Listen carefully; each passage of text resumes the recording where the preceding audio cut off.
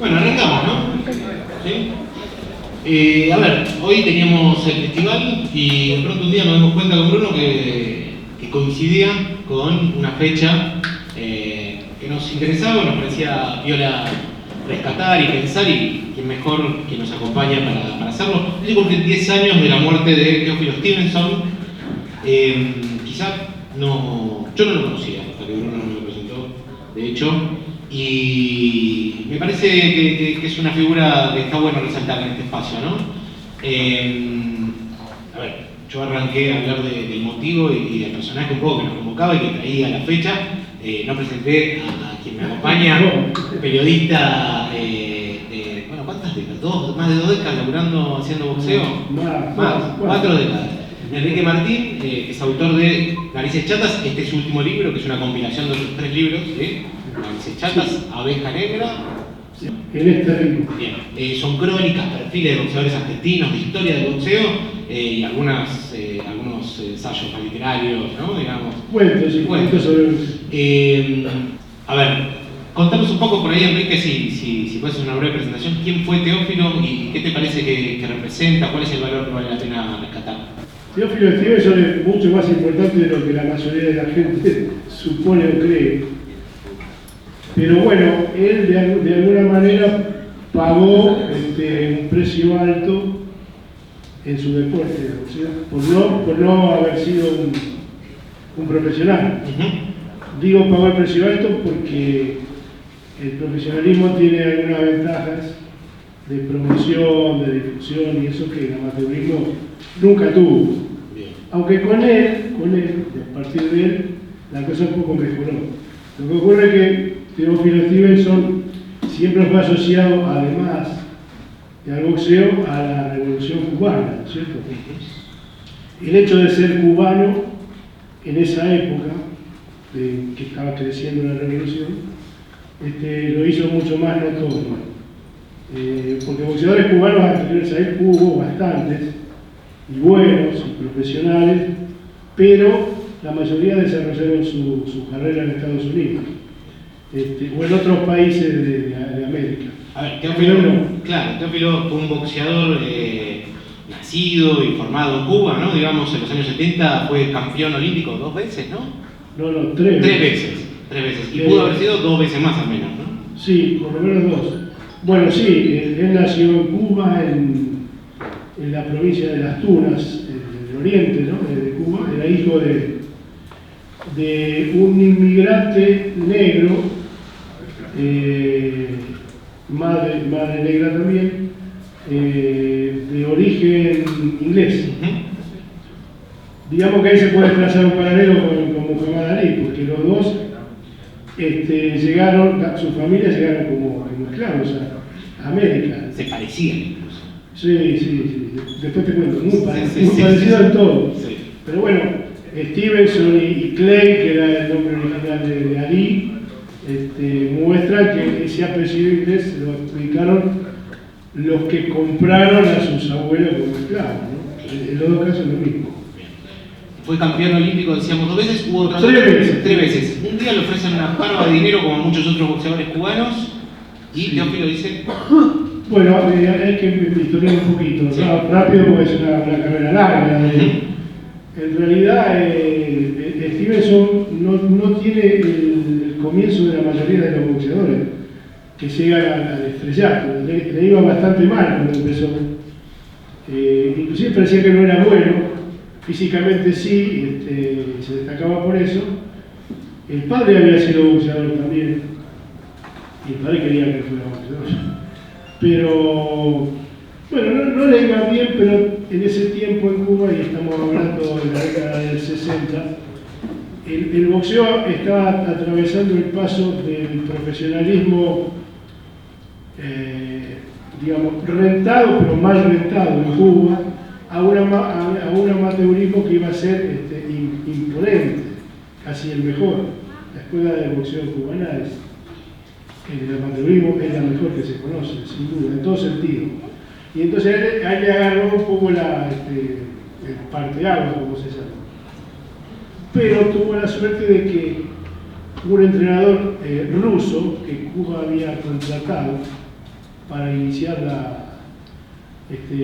la escuela, que después se llamó Escuela Cubana de Boxeo, a cargo de Alcides Agarra, que es un famosísimo entrenador cubano, discípulo de esos 2 o 3 profesores rusos que llegaron. Lo vieron a Stevenson y dijeron, este tipo sirve. Ahí está. Ni él lo creía. Una política de Estado, ¿no? Digo, de alguna manera. Claro. A partir de ahí Cuba hizo un edificio de éxito imparable en el boxeo. Tiene más o menos 250 medallas entre olímpicas y mundiales.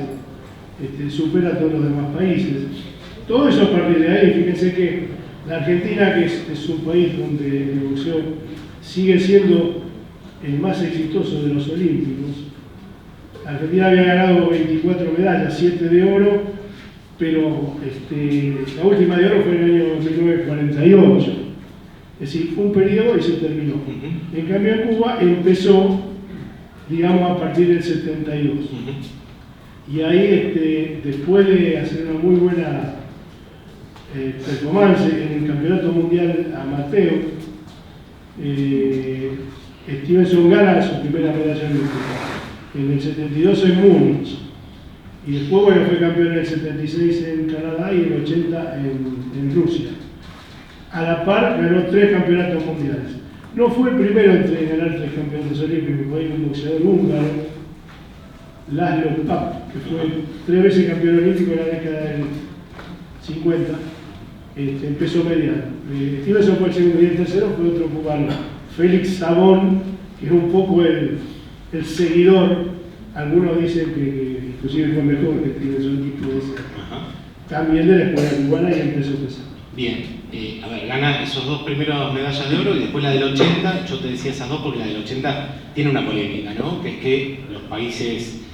hubo boicot a los Juegos Rusos. Y Moscú, que después va a haber un boicot de los países soviéticos, Exacto. del eje soviético. Digamos soviético, bien dicho, no ruso. Argentina, por ejemplo, no fue a eso.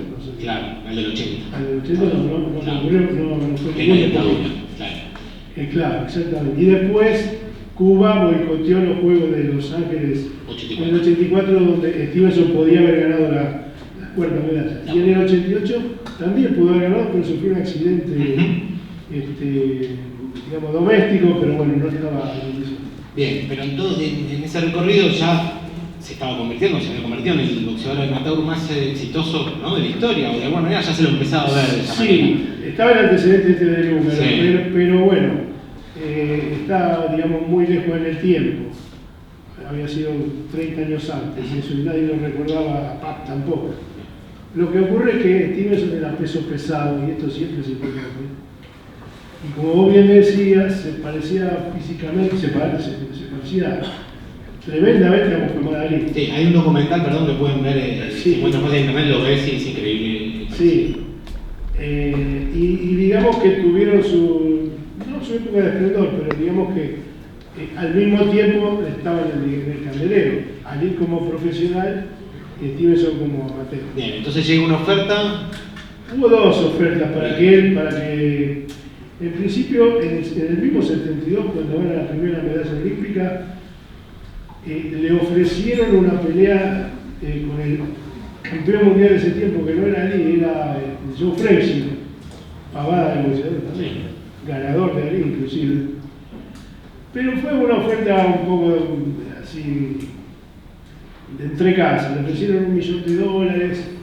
Yo no sé si él llegó a decir que no, o el gobierno de Cuba o la Federación Cubana de Boxeo dijo que no estaban dadas las condiciones, no se pusieron de acuerdo en la forma. Bueno, la cuestión es que la pelea nunca se hizo. Sí se había establecido de qué forma podía llegar a concretarse. ¿Cómo iba a pelear un boxeador profesional con un amateur? 3 rounds, ¿no? Digamos. A 3 rounds o a 15. En ese tiempo todavía había las peleas de título mundial profesional eran a 15 rounds. Claro. Y Stevenson peleaba 3 rounds.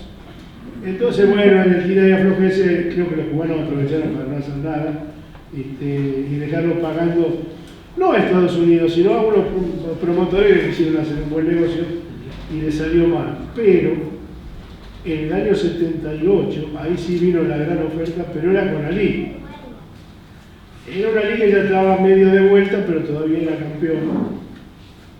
Recordemos que Ali fue campeón mundial en el año 64, así que ya era grande, ya le habían quitado el título, ya se había negado en la guerra, en fin.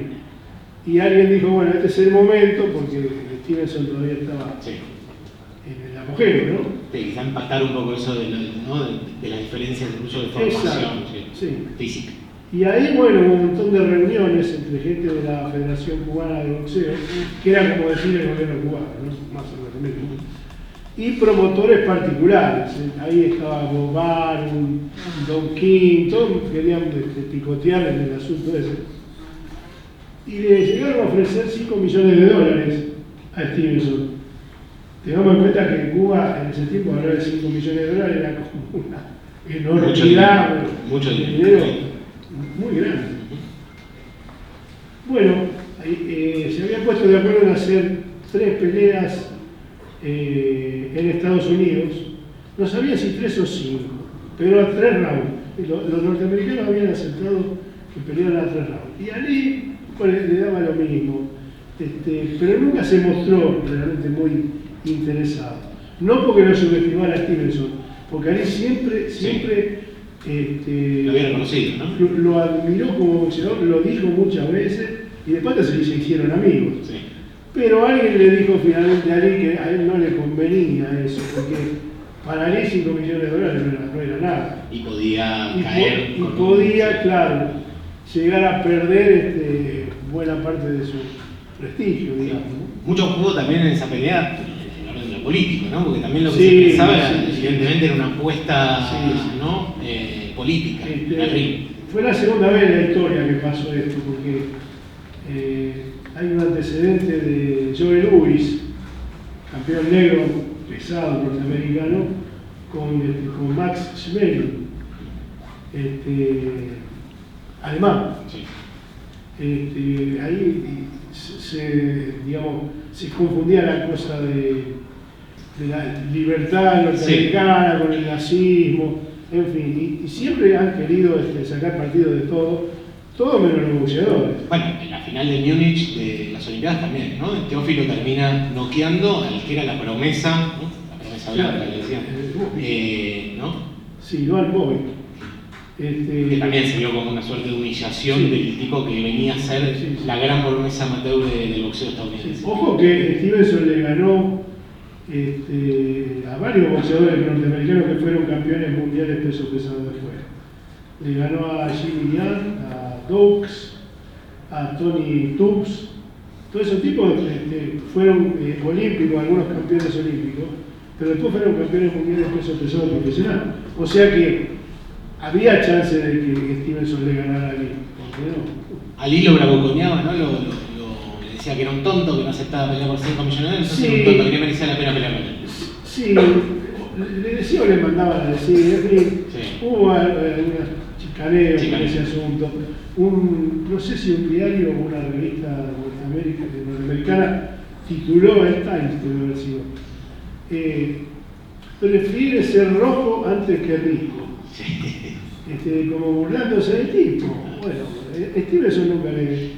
Una de las figuras del deporte cubano de la revolución esta parte, ¿no? Digo, porque incluso después se convirtió en funcionario. Sí, él siempre fue un, digamos, militante de la revolución desde el primer minuto. Él y su familia llegó a ser funcionario. Esto es bueno decirlo también porque los boxeadores famosos cubanos anteriores a Stevenson, los más famosos, los que nosotros recordamos, y seguro que acá todos recuerdan a Mantequilla Nápoles, por ejemplo. No sé si alguno no lo recuerda, Mantequilla Nápoles fue un gran campeón mundial de peso welter que peleó con Monzón.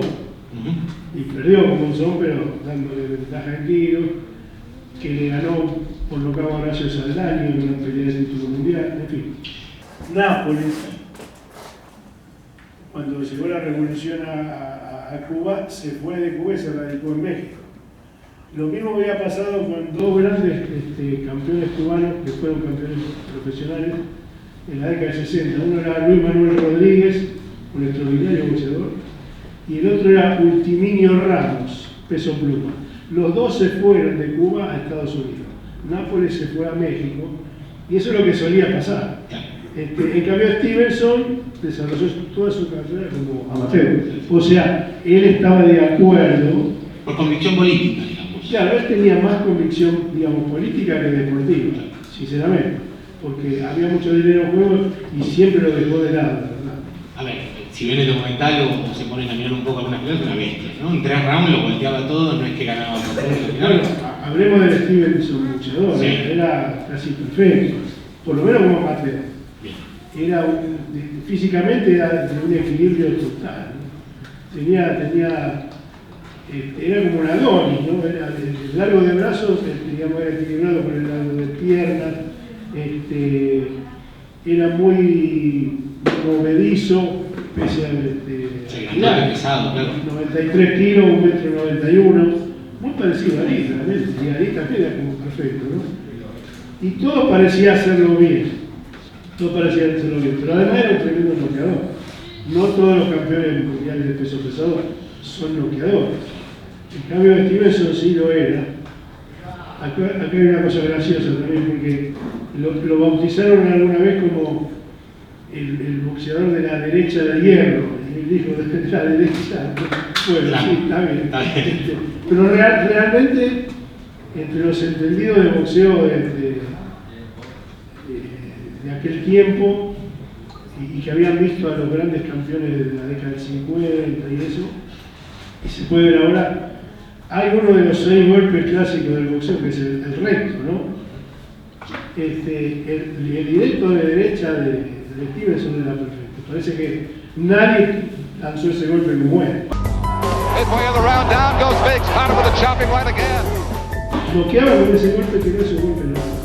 Sin embargo, era un montón de peleas con ese golpe, porque aprovechaba la distancia y tenía una potencia terrible. Era la mano derecha. Es el chiste de la derecha. Total. A ver, yo lo escucho acá a Enrique y me puedo imaginar incluso algunas peleas de Stevenson, aún habiendo visto el documental y habiendo visto poco, porque es una época en la que por ahí no todo estaba televisado, no todo el material está. Y también habiendo pescado un poco los textos de Enrique, uno me sitúo en alguna situación. Yo no lo vi a Stevenson personalmente nunca. Y, bueno, personalmente no. ¿En qué año empezaste a hacer no, yo era periodista, pero me mandaban a seguir peleas profesionales, ¿no? Claro. Y a los Juegos Olímpicos no fui nunca. Iba a peleas profesionales, por eso no lo vi. ¿Cuál fue la pelea más importante o la que te llevas así? Dices, esta pelea fui a ver, la cubrí, no me la olvido, se la cuento. Leonard con Hackers.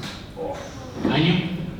87. 87. Está considerada una de las 5 o 6 mejores peleas de todos los tiempos. ¿Y por qué? ¿No la vieron? Por todo. Acá la deben haber visto todo. Sí, porque estos son voces. Sí, ¿no? Narices chata. Sí, claro. ¿Alguno no la vio? ¿Cuál? Hagler con Leonard. Está el cuadro ahí. Está el cuadro allá. Acá. Bueno. ¿Dónde? Ahí al fondo, a la derecha arriba. La ficha de la El pelea. original. Bien. Bueno, si no la vieron, está en YouTube, mírenla 200 veces porque es un monumento a la boxeo. Yo tuve la verdad que la suerte, digamos, en una carrera periodística de 40 años, lo mejor. ¿Pero qué es lo que hace una pelea histórica como esa? Y vos tenés 2 boxeadores perfectos, perfectamente entrenados, dispuestos a ganar los dos, en una pelea tremendamente pareja de ida y vuelta. Hasta el último campanazo nadie sabía quién había ganado. Y todavía se discute si realmente el padre estuvo bien o mal. Pero técnicamente hablando es una pelea para pasarla en una escuela y decir, mire, todo lo que hacen estos tipos está bien. Lo que pasa es que coincidieron 2 enormes boxeadores de ese peso, como coincidieron alguna vez allí con Frazier del peso pesado. Claro. Leonard y Hagler eran perfectos. A ver, en la introducción del libro decís asombro, temor, sorpresa, incredulidad, repugnancia, estupor, fascinación. ¿Eso es lo que tiene que tener una pelea? Porque eso es lo que decís que de alguna manera puede... ¿Esa pelea? ¿Tiene? ¿Sí? Y sí, yo creo que sí. Debo haber visto 15.000 peleas, pero esa... Claro. Ojo, acá seguramente alguno va a coincidir. Perdón, con ¿cuántas peleas dijiste que debes haber visto? no sé, 1000, está bien. no sé. Para cualquiera de los que esté aquí, a vos, a Bruno, la mejor pelea es un knockout tremendo en una pelea que dura 1 minuto. Cosa que a mí también me ocurrió eso. Desde ver una pelea de 1 minuto y medio, la de Tyson con Michael Spinks, Sí. hacer un viaje a Estados Unidos 15 días para ver 90 segundos de pelea. Fue un knockout tremendo. Para el que le gusta eso, la verdad, hay knockouts extraordinarios en la historia del boxeo. Pero Lo más impactante, ¿no? Digamos, el golpe certero y la caída. Es más importante. Pero ver una pelea de 12 rounds así, para el que le gusta el boxeo en serio, me parece que es mucho más atractivo. En el libro también hablas, ¿no?, del boxeo y también como pensándolo un poco más en la historia y hasta casi animándonos a filosofar un poco, entre que esta cuestión del boxeo como el primer deporte, ¿no? ¿Por qué pensás en eso? Bueno, digamos que yo tomé la idea, no se me ocurrió, ni la verdad. Hay que decir la verdad. Pocas cosas se Yo- me ocurren. Yo tuve una enorme coincidencia con una escritora norteamericana que se llama Joyce Oates. Una buena escritora, candidata a premio Nobel de literatura 20 veces. Esta mujer cuando era chica iba a ver boxeo 2 veces por semana porque el padre la llevaba. Llevaba a su hija mujer chiquita a ver boxeo. Sabía cualquier cosa de boxeo. Y ella la agarró por el lado, digamos, sociológico, filosófico. Hizo toda una teoría sobre qué representa el boxeo. Yo cuando leí eso coincidí o descubrí que siempre había pensado eso. Pero la verdad que no es una idea propia mía. Sí. Pero salió Claro, de ahí. porque uno pensaría en la Grecia antigua, ¿no? En las Olimpiadas. Ella va más lejos. Por eso, más atrás. Va más lejos. Sí. Dice, ¿qué es lo que hicieron los 2 primeros tipos que hubo sobre la Tierra alguna vez? No sé, habrá sido Adán con uno de los hijos. Con ella. O sea, mucho más viejo que Sí, que Grecia, Grecia. ¿no? Sí. Y la verdad, lo primero que hicieron fue agarrarse a palo con la única mujer que había, seguramente. Sí, o por un pedazo de carne, lo que sea. Siempre aparece, no la foto, porque no Exactamente. pero el dibujo o lo que sea de un tipo con un garrote tratando de pegarle a otro. O sea, lo primero que hicieron los tipos fue pelear. Mano a mano. Sí, o sea, el ser humano es violento por naturaleza. Entonces, si el boxeo, que es anterior a algunas mayoría de artes marciales que conocemos ahora, refleja eso, bueno, es yo no digo deporte, la actividad más antigua que hay. Y si la seguimos en el tiempo, encontramos que se empieza a normativizar, se dijo, Claro. los deportes, a normar. Un día tuvo reglas. Un día tuvo reglas, hace mucho, y después tuvo otras reglas mucho más claras, y como digo, podemos pensar en las reglas de la Roma, ¿no? Del Coliseo, Claro. pero después hubo reglas un poco más Sí. modernas, ¿no? Era demasiado violento, ¿no? A muerte. Porque era muerte. Bueno, ojo, las primeras peleas, Sí.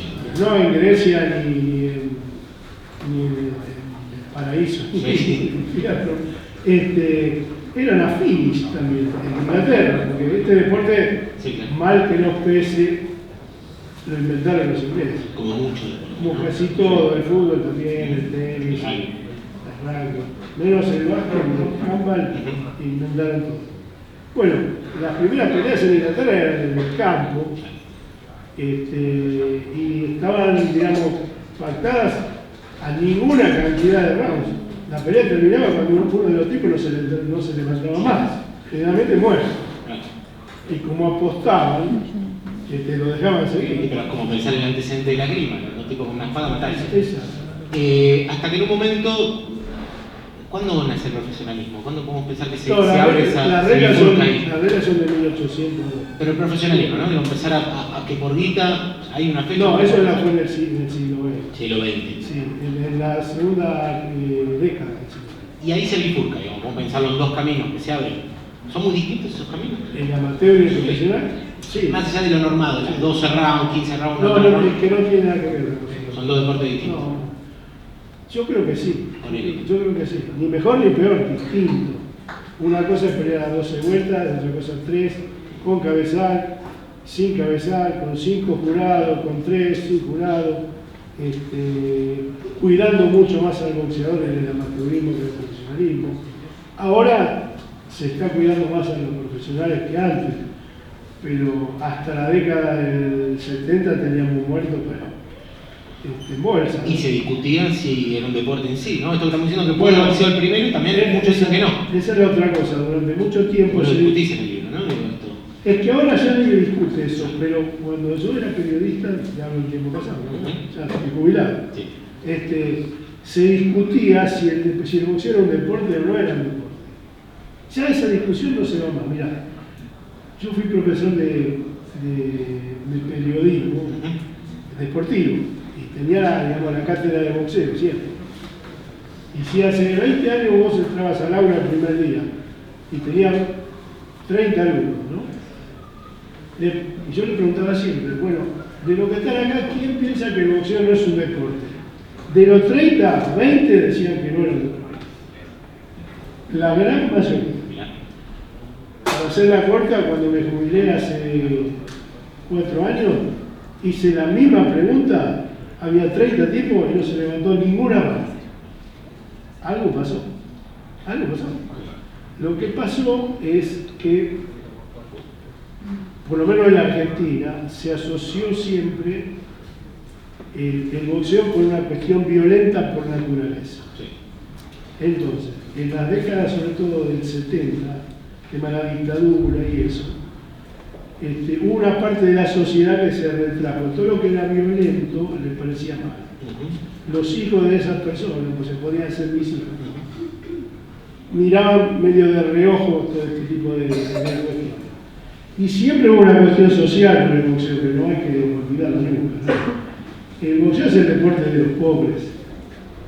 Sigue siendo el deporte de los pobres.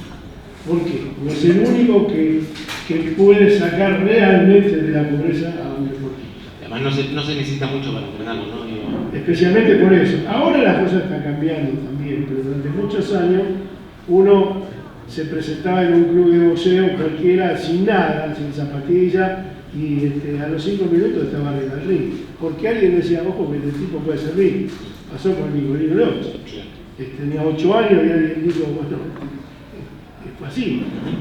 Ahora, entonces había una cuestión política con eso también. Había partidos políticos, que generalmente los que representan a la clase media, que se oponían al boxeo. Acá estuvo prohibido el boxeo un tiempo en la Argentina. En la ciudad de Buenos Aires estuvo prohibido en la década del 20. Pero en la década del 80, que ahí sugiere el libro, hubo una gran movida para prohibir la práctica del boxeo en la Argentina. Había, primero fue un concejal, pero después toda la bancada de diputados nacionales radicales, debo decirlo como fue así, intentaron prohibir la práctica del boxeo en la Argentina y sí se creó una moral, ¿no? Eso una cuestión que atravesó a la sociedad. ¿Por qué? Obviamente que el radicalismo en ese tiempo, y ahora me parece que es un partido que representa a la clase media de la Argentina, que siempre la ha representado. Entonces ellos vieron que podía ser interesante una medida de esa naturaleza para ganar votos. Eso deben haber pensado. Pero se equivocaron. ¿Por qué? Y ahí aparecimos 2 o 3 periodistas que con una banderita fuimos a la Cámara de Diputados, llevamos gente para hablar sobre qué desastre hubiera ocurrido si prohibían el boxeo. Entonces fuimos y lo defendimos, pero no como un deporte. La verdad lo defendimos como un trabajo. Entonces el primer tipo que yo llevé a la Cámara de Diputados fue a Jorge Fernández, que era el secretario general de boxeadores argentinos agremiados, que había sido boxeador, que había sido rival de boxeo. Y el tipo que se expresaba más o menos, no era Maravilla Martínez, Fernández hacía lo que podía. El tipo se dirigió a la Cámara de Diputados y dijo, muchachos, hay 7.000 familias detrás de esto, ¿lo van a dejar a todos en la calle? ¿Van a pasar hambre? Porque no es el boxeador, dijo, está la esposa, los hijos, no sé. Entrenadores, sí. El Luna Park cuando se abre para que la gente vaya a verlo. Él habló del boxeo, pero en realidad hay un montón de gente. Boxeo profesional. ¿No? Y ahí se produjo un silencio, ¿no?, que duró varias semanas. ¿No? Pero después, bueno, el argumento que traían siempre era un argumento médico. Venían con estudios médicos que eran razonablemente ciertos. Porque yo no voy a venir a mentir acá que el boxeo sana a la gente. Hay muchos boxeadores que han terminado muy lastimados, ¿no? Y sigue ocurriendo, pero pocas muertes. hay pocas muertes. En realidad el problema estaba ahí. Ellos decían que había no tantas muertes, pero muchos boxeadores que quedaban maltrechos cerebralmente. Venían con exámenes médicos, estudios. En fin, el tema es que también los que defendíamos el boxeo nos llenamos de datos. Entonces, por ejemplo, todo esto está en el libro, no sé, bueno, apenas lo digo. Sí, lo tomo también, digo, para que quien quiera lo pueda comprar cuando completo. Recurrimos a la agencia, a la aseguradora más importante que hay en el mundo, que sigue siendo la misma, que es la empresa Lloyds inglesa, que es la que asegura, no sé, las piernas de Messi, las manos de un pianista, no sé, digamos, las pólizas más caras que se pagan, las pagan. Y ellos tenían una clasificación sobre la peligrosidad, el riesgo de muerte y de heridas graves en todos los deportes. Y ahí descubrimos, yo por lo menos descubrí ahí, que el boxeo era el deporte número 12 entre los riesgosos.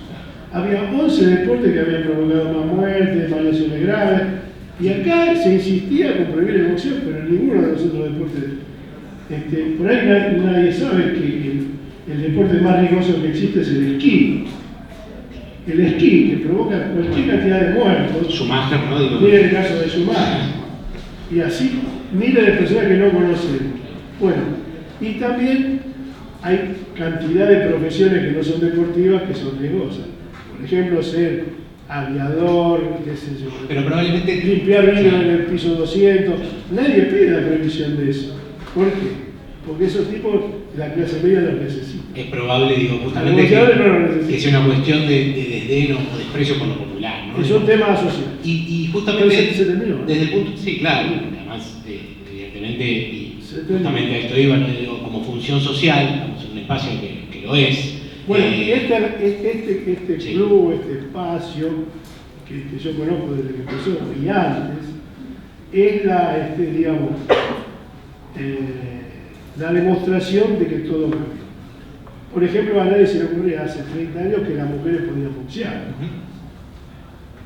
O que las mujeres podían hacer un montón de cosas que las hacen también. Pero el boxeo específicamente. Si había políticos y gente del común que decía que el boxeo era inhumano, ¿a quién se le ocurrió que una mujer podía ser boxeadora? Bueno, un día apareció una candidata a boxeadora que ni siquiera tenía licencia y desde su lugar de trabajadora impuso que en la Argentina se oficializara el boxeo, que fue Marcela Acuña, que tuvo que irse a Estados Unidos y demostrar lo buena que era para que le dieran la licencia, porque acá no le permitían boxear porque no había ni reglamento, la federación no aceptaba nada. A esa mujer se le debe realmente, más allá de lo buena que ha sido como boxeadora, este adelanto que hay. Pero ella tuvo que pelear contra todo y contra una sociedad que no solamente a la mujer la veía fuera del boxeo, sino a todo. No entraba en la base popular, esto era del medio para arriba. No arriba de todo, debo decir la verdad. A la clase alta, a la más acomodada, siempre les gustó el boxeo y es un poco el colectivo que trajo el boxeo en Argentina. Porque bueno, creo que algunos de ustedes sabrán también que un poco el que introdujo el boxeo en Argentina fue Jorge Newbery, el del globito de Huracán, ¿no? Que era un loco por los deportes, pero un tipo de la... Un aviador, ¿no? Sí, el viaje en globo, aviador. Era un fanático de los deportes, pero un tipo que nunca en su vida trabajó porque era de la alta sociedad, ni él ni su familia laburaron nunca, pero él se dedicó a eso, por ejemplo. Y las primeras peleas y los primeros profesores que vinieron acá a Argentina los trajeron miembros de la oligarquía, es la verdad. Entonces, arriba y abajo, el boxeo siempre, digamos, tuvo sus mejores espacios. El problema fue en el medio, pero ahora eso ya no pasa. Es transversal, porque es a toda la sociedad. Sí. Bien. Podríamos seguir alguna cátedra daría para Enrique y contar No un fuimos poco. de los destinos. No fuimos de los destinos, pero está bueno, está buenísimo. Además era la idea un poco también traer algunas historias, seguramente hay muchas más, pero tenemos que contarlo. Está bueno, queremos acá también ver colegas. Muchas gracias Enrique y bueno. Bueno,